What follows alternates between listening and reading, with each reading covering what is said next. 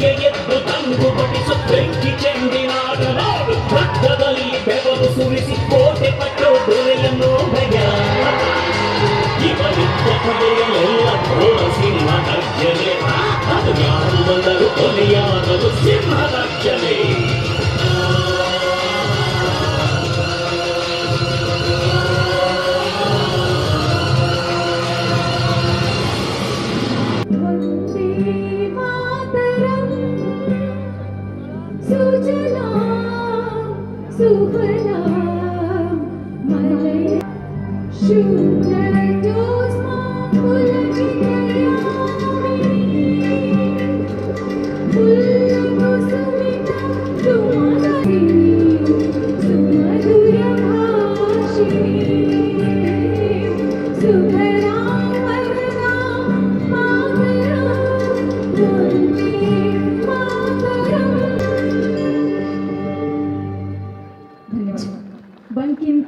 ಸಿದ್ದರಾಮಯ್ಯ ಸಾಹೇಬರು ವೇದಿಕೆಗೆ ಆಗಮಿಸ್ತಾ ಇದ್ದಾರೆ.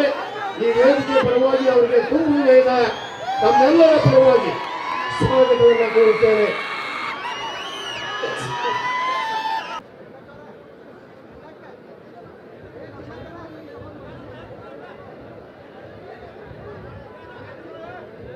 ಮಹಿಳೆಯರಿಗೂ ಕೂಡ ಮಾತೃಪೂರ್ಣ ಅಂತಕ್ಕಂಥ ಕಾರ್ಯಕ್ರಮ ನಾವು ಸಚಿವೆ ಆಗಿದ್ದ ಉದ್ದೇಶ ಇಷ್ಟೇ ಇತ್ತು.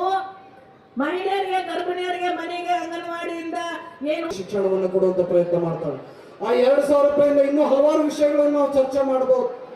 ಮನೆ ಬರುವಂತ ಮಕ್ಕಳು ಯಾವ ರೀತಿ ಬಂದಿರ್ತಾರೋ ಅವ್ರನ್ನೆಲ್ಲ ನೋಡ್ಕೋಬೇಕಾಗತ್ತ. ಬೇರೆ ಬೇರೆ ಸಂದರ್ಭ ಆತ್ಮೀಯರಾದಂತ ಸನ್ಮಾನ್ಯ ಶ್ರೀ SR ಪಾಟೀಲ್ ರವರನ್ನ ಈ ಕಾರ್ಯಕ್ರಮಕ್ಕೆ ತುಂಬ ಹೃದಯದಿಂದ ಸ್ವಾಗತವನ್ನ ಕೋರ್ಲಿಕ್ಕೆ ಬಯಸ್ತೇನೆ. ವಿಶೇಷವಾಗಿ ತಾಯಂದ್ರಿಗೆ 2,000 ರೂಪಾಯಿ ಕೊಡಕತ್ತಾರೆ. ಇದು ಮಜಾ ಮಾಡಕ್ಕಂತಲ್ಲ, ಅದನ್ನ ನಾವು ತಿಳ್ಕೋಬೇಕಾದಂತ ವಿಷಯ ಇಷ್ಟ. ಏನಪ್ಪಾ ಅಂತಂದ್ರೆ ಇದು ಒಂದು ಇಡೀ ಕುಟುಂಬವನ್ನ ತಲೆ ಎತ್ತಿ ಸಮಾಜ. ಬಾಗಲಕೋಟ್ ಲೋಕಸಭಾ ಚುನಾವಣೆಯ ಪ್ರಚಾರಾರ್ಥವಾಗಿ ಪ್ರಜಾಧ್ವನಿ ಕಾರ್ಯಕ್ರಮ ಒಂದು ಗುರುದ್ವಾರ ದೇವಾಲಯ ಅನ್ನೋದ್ರಾಗ ಏನಿತ್ತಲ್ಲ ಆ ಜಗದ ಒಂದು ಸನ್ನಿವೇಶ ಆಗಿತ್ತು. ಅವತ್ತೇನಾದ್ರೂ ಇಂದಿರಾ ಗಾಂಧಿ ಕೊಡುವಂತ ಕೆಲಸ ಇವತ್ತು ನರೇಂದ್ರ ಮೋದಿ ಅವರು ಮಾಡಲಿಲ್ಲ. ಅದಕ್ಕೆ ನಮ್ಮ ಕರ್ನಾಟಕ ಪ್ರದೇಶ ಕಾಂಗ್ರೆಸ್ ಸಮಿತಿಯ ಅಧ್ಯಕ್ಷರು ಹೆಚ್ಚು ಕಡಿಮೆ ನಮ್ಮ ದೇಶದ ಬಿಟ್ಟು ಬೇರೆ ದೇಶಕ್ಕೆ ಹೋಗುವಂತ ಸಂದರ್ಭ ಆಗಿತ್ತು. ಆ ಗಮನಕ್ಕೆ ಇಟ್ಕೊಂಡು ಆ ತಾಯಿ ಅವತ್ತು ನಿರ್ಧಾರ ಮಾಡಿ ಅದಕ್ಕೆ ಹೋರಾಟ. ನಮ್ಮ ಇಂಡಿಯಿಂದ ಬಂದಿರತಕ್ಕಂಥ ನನ್ನ ಸಹೋದರ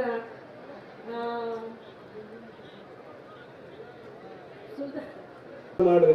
ಇವತ್ತೇನು ರಾಹುಲ್ ಗಾಂಧಿ ಅವರು ಪ್ರಿಯಾಂಕಾ ಗಾಂಧಿ ಅವ್ರನ್ನ ನಾವು ವಿಚಾರ ಮಾಡ್ತೀವಲ್ಲ, ಅವ್ರ ಅಪ್ಪನ ಅವ್ರ ತಂದೆ ಆದಂತ ರಾಜೀವ್ ಗಾಂಧಿ ಅವ್ರ ಬಗ್ಗೆ ಹೇಳಕ್ಕೆ ಕಾರ್ಯಕ್ರಮಗಳ ಬಗ್ಗೆ ಈಗಾಗಲೇ ಹೇಳಿದ್ದಾರೆ. ಆದ್ರೆ ಈ ಕಾರ್ಯಕ್ರಮಗಳನ್ನ ಕೊಡಬೇಕಾದ್ರೆ ಯಾಕೆ ಕೊಟ್ರು, ಯಾವ ಕಾರಣಕ್ಕೆ ಕೊಟ್ರು, ಕಾಂಗ್ರೆಸ್ ಪಕ್ಷದ ಕೊಡುಗೆ ಬಹಳ ದೊಡ್ಡದೈತಿ. ಆ ವಿಷಯವನ್ನ ವೇದಿಕೆ ಮೇಲೆ ಇರುವಂತ ಎಲ್ಲ ಗಣ್ಯಮಾನರು ಇನ್ನ ಮಾತಾಡೋದೈತಿ. ತಮ್ಮ ಗಮನಕ್ಕಿರಲಿ.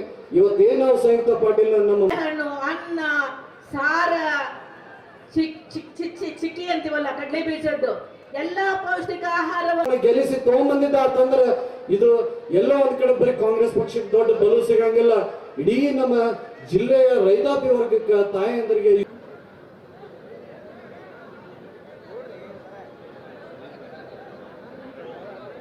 ಕೊಡ್ಬೇಕು, ಬಡ ಕುಟುಂಬದವರಿಗೆ ನ್ಯಾಯ ಕೊಡ್ಬೇಕಂತ ನಾವು ವಿಚಾರ ಮಾಡಿ ಈ ಕಾರ್ಯಕ್ರಮಗಳನ್ನು ಅನುಷ್ಠಾನ ಮಾಡೀವಿ. ಯಾವುದೇ ಕಾರಣಕ್ಕೂ ಈ ಕಾರ್ಯಕ್ರಮ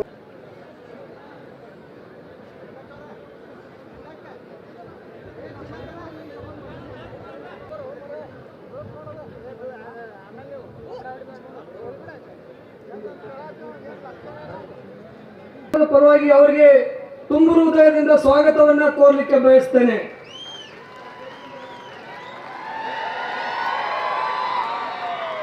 ಕಾರ್ಯಕ್ರಮದ ವೇದಿಕೆ ಮೇಲೆ ಆಸೀನರಾಗಿದ್ದ ಮನಕ್ಕೆ ತಂಪೆರೆಯುವ ಮಳೆ ರಾಯನ ಆಗಮನಕ್ಕಾಗಿ ಹಾತೊರಿತಾ ಇರುವಂತಹ ಅನ್ನದಾತನಿಗೆ ಮುಂಗಾರು ಮಳೆಯ ಮುನ್ಸೂಚನೆ, ಈ ಸಸಿಗೆ ನೀರೆರೆಯುವ ಕಾರ್ಯಕ್ರಮ. ಜೋರಾದ ಚಪ್ಪಾಳೆ ಬರಲಿ. ಕಾಂಗ್ರೆಸ್ ಅಭ್ಯರ್ಥಿಯಾದ ಸಂಯುಕ್ತ ಪಾಟೀಲ್ ಕೃಷ್ಣೆಯಾಗಿ, ಕಾವೇರಿಯಾಗಿ, ಘಟಪ್ರಭೆಯಾಗಿ, ಮಲಪ್ರಭೆಯಾಗಿ ಭುವಿಯನ್ನ, ಅನ್ನದಾತನನ್ನ, ಇಡೀ ಬಾಗಲಕೋಟೆ ಜಿಲ್ಲೆಯನ್ನ ತಂಪಾಗಿರ್ತೇನೆ ಅನ್ನುವಂತ ಭರವಸೆಯನ್ನ ನೀಡುವಂತಹ ಅರ್ಥಪೂರ್ಣ ಕಾರ್ಯಕ್ರಮ ಇದು ಉದ್ಘಾಟನೆಗೊಳ್ತಾ ಇದೆ ಭವ್ಯ ವೇದಿಕೆ ಮೇಲೆ. ಇನ್ನೋರ್ವ ಹಿರಿಯರು, ಈ ರಾಜ್ಯದ ಮಾಜಿ ಉಪಮುಖ್ಯಮಂತ್ರಿಗಳು, ನಮ್ಮೆಲ್ಲರಿಗೂ ಆತ್ಮೀಯರಾದಂತಹ ಒಂದು ಭವ್ಯ ಕಾರ್ಯಕ್ರಮ ವೇದಿಕೆ ಮೇಲೆ ಜರುಗ್ತಾ ಇದೆ. ಪಕ್ಷಕ್ಕೆ ಸೇರ್ಪಡೆಗೊಳ್ಳಲಿರುವ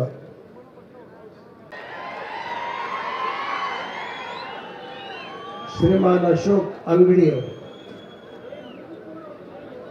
ಶ್ರೀ ವಿನಯ್ ಹೆಗ್ಗಳಿಗೆ ಅವರು ವ್ಯಾಪಾರಸ್ಥರು, ಶ್ರೀ ಹಿಪ್ಪರಿಗಿ ವಕೀಲರು, ಶ್ರೀ ಅಮಿತ್ ನಾಶಿ ಅವರು, ಶ್ರೀಶೈಲ್ ಹಿಪ್ಪರಿಗೆ ಅವರು, ಶ್ರೀ ಗುರು ಹೊಲವಾಡ್ ಅವರು, ಶ್ರೀ ರಮೇಶ್ ಗುಡುಸಾಬ್ ಹೊಲವಾಡ್, ಶ್ರೀ ರಮೇಶ್ ಬದ್ದೂರ್ ವಕೀಲರು ಬಾಗಲಕೋಟೆ ಇವರು ಇಂದು ಪಕ್ಷಕ್ಕೆ ಸೇರ್ಪಡೆ ಆಗಿದ್ದಾರೆ. ಮುಖ್ಯಮಂತ್ರಿಗಳು ಅವರನ್ನು ಪಕ್ಷಕ್ಕೆ ವಿನಯ್ ಕುಲಕರ್ಣಿ ಅವರು, ಸಂಗಪ್ಪ ಹಲ್ಲಿ ಇವರು ಕೂಡ ಇಂದು ಪಕ್ಷಕ್ಕೆ ಸೇರ್ಪಡೆ ಆಗಿದ್ದಾರೆ. ಇವರೆಲ್ಲ ಅವರಿಂದ ಸ್ವಾಗತಿಸ್ತಾರೆ.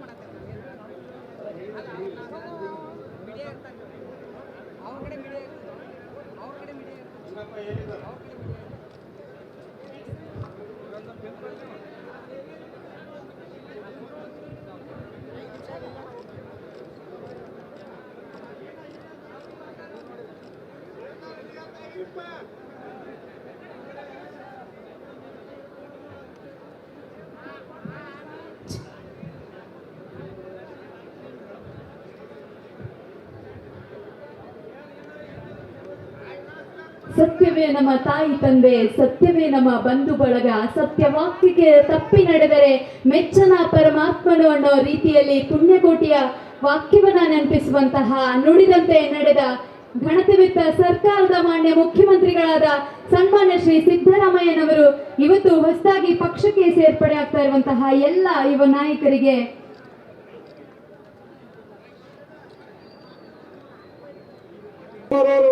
ಏನ್ ಕೊಟ್ಟಾರಲ್ಲ ಅದು ನಿಮ್ಮ ಹಕ್ಕಂತ ನಾನು ಈ ಸಂದರ್ಭದಲ್ಲಿ ಹೇಳಕ್ ಇಷ್ಟಪಡ್ತೇನೆ. ನಿಮಗೆ ಭಿಕ್ಷೆ ಹಾಕಿಲ್ಲ, ಈ ಸರ್ಕಾರ ನಿಮ್ಮನ್ನ ಗೌರವಿಸುವಂತ ಪ್ರಯತ್ನವನ್ನ ಮಾಡೈತೆ ವಿನ ನಿಮಗೆ ಭಿಕ್ಷೆ ಹಾಕುವಂತ ಕೆಲಸವನ್ನ ನಮ್ಮ ಸರ್ಕಾರ ಮಾಡಿಲ್ಲ ಅನ್ನುವಂತ ಮಾತನ್ನ ತಾಯಂದರಿಗೆ ಹೇಳುವಂತ ಪ್ರಯತ್ನವನ್ನ ಮಾಡ್ತೇವೆ. ಬಹಳ ಜನ ಯುವಕರಾದರೆ